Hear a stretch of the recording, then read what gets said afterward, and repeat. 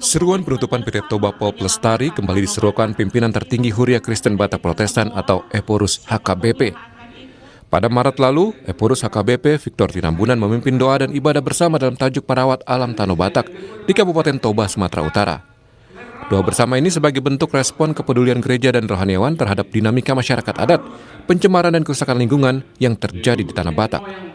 Diharapkan dari ibadah dan doa bersama ini, tidak ada lagi konflik antara masyarakat dengan perusahaan dalam masalah lahan. Masyarakat bisa menempati dan menguasai lahan yang selama ini mereka kelola.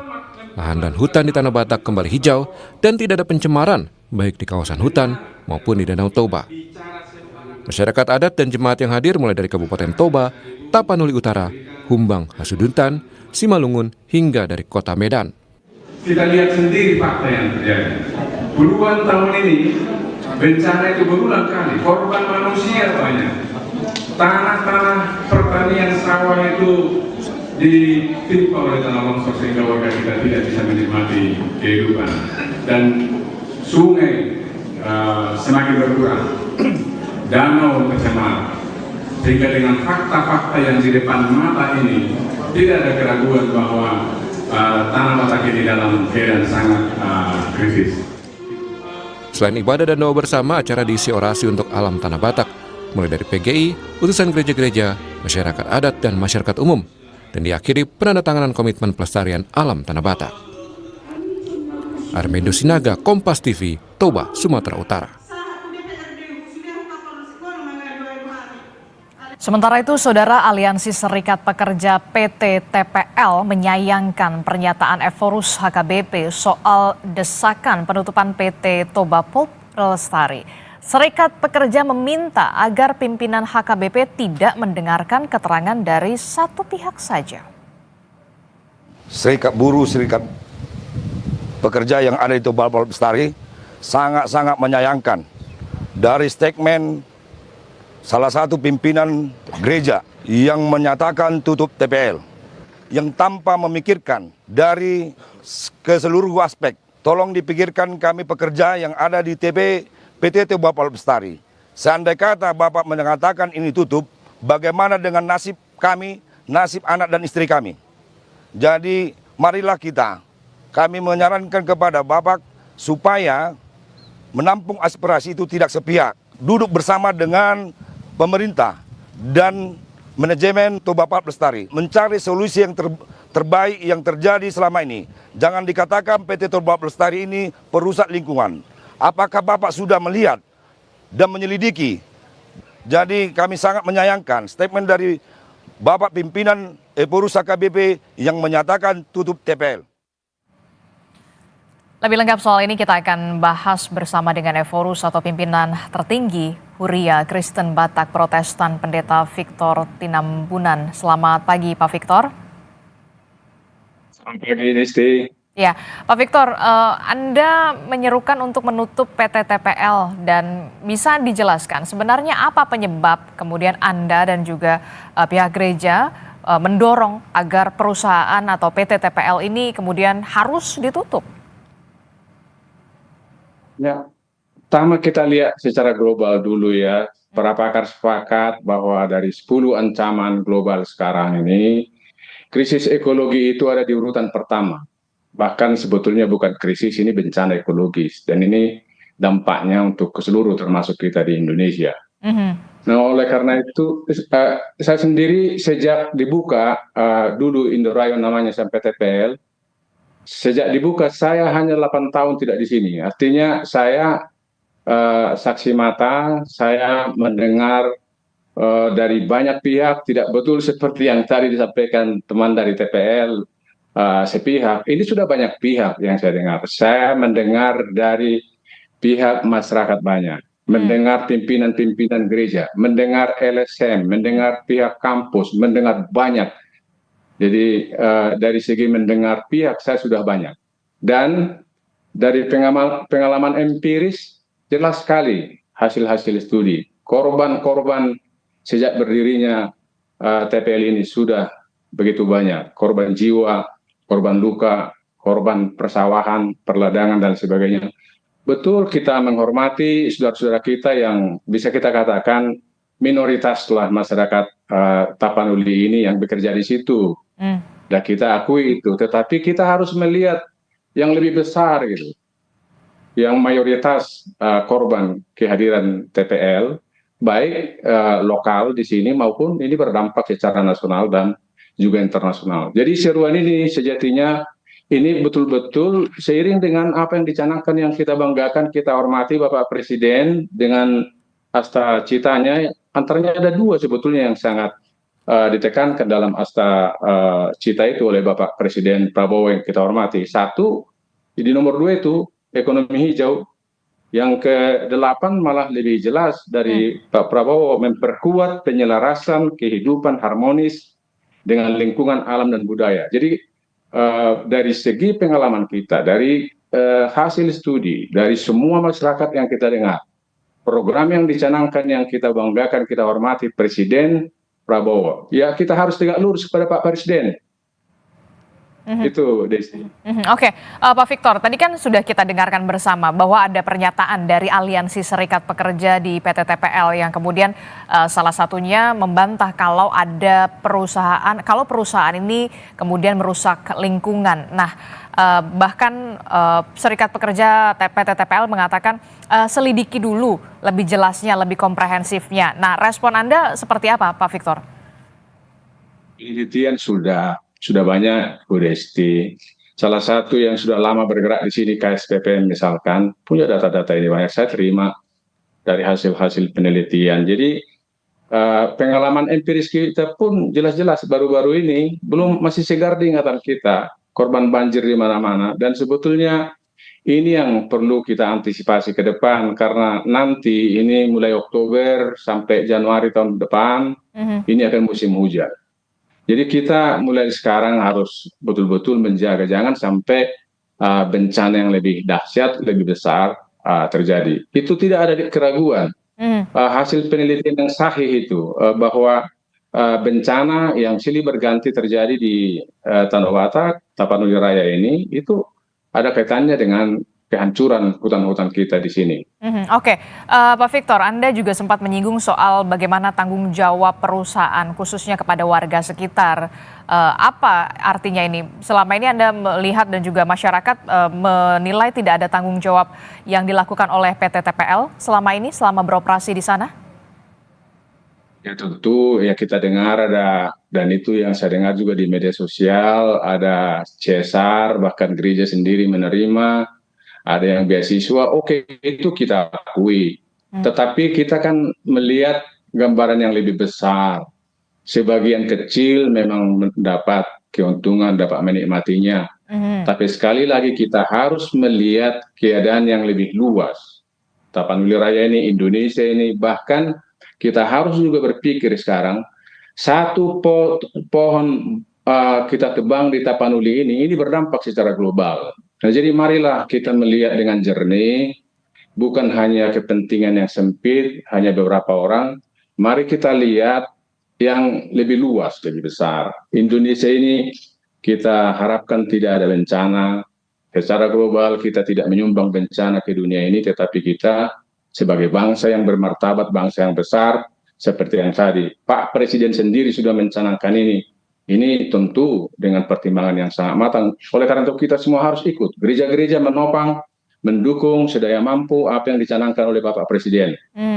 Terima kasih.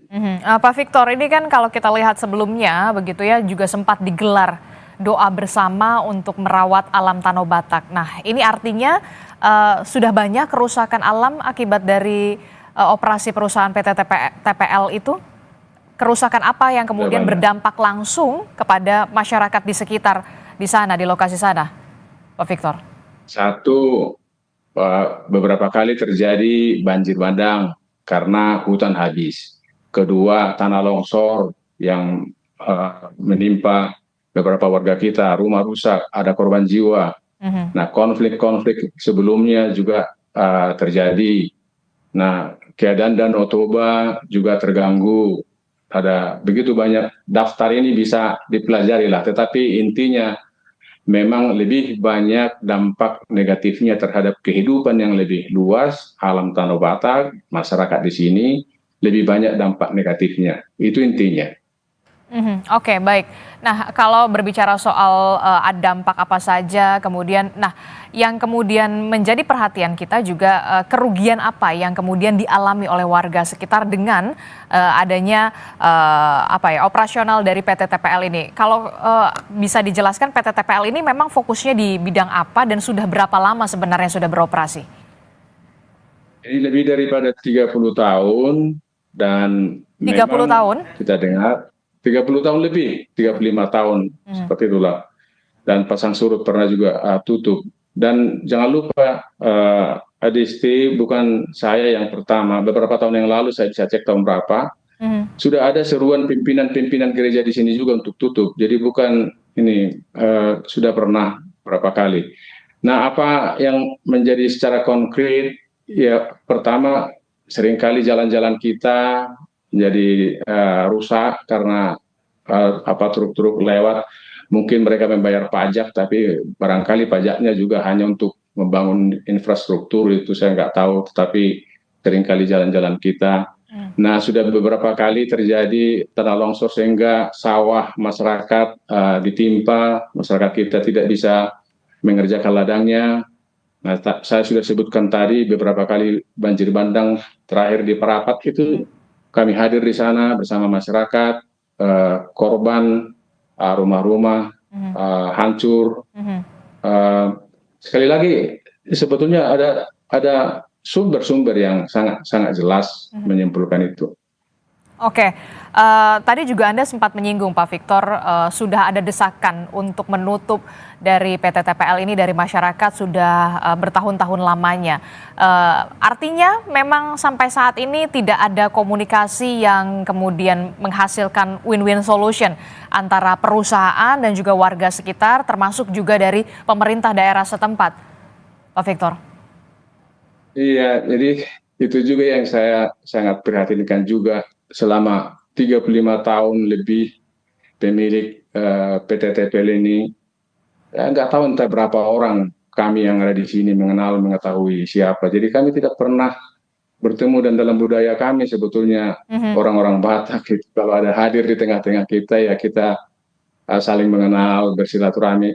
Terus terang sampai hari ini saya nggak tahu siapa yang pemiliknya, pernahkah datang ke sini atau apa. Jadi bagaimana kita bisa berdialog? Yang disuruh hanya di sini direktur yang kebetulan adalah warga Jemaat HKBP minta bertemu. Apa artinya kalau bertemu hanya dengan teman-teman yang ada di sini gitu. Termasuk juga dari pemerintah daerah setempat belum ada upaya untuk memfasilitasi mediasi antara PT TPL dan juga warga begitu sejauh ini? Karena kebetulan baru semua ini pemerintah daerah kita baru dilantik, jadi memang belum ada percakapan. Hanya Ibu Kadis Lingkungan Hidup Provinsi kami sudah bertemu, kemarin juga bertelepon. Pihak TPL datang supaya Ibu Kadis memediasi, dan yang datang ini pun saya tidak tahu entah dari direktur yang di bawah atau memang sudah termasuk pemilik, saya tidak tahu. Tapi saya katakan saya belum mengiyakan.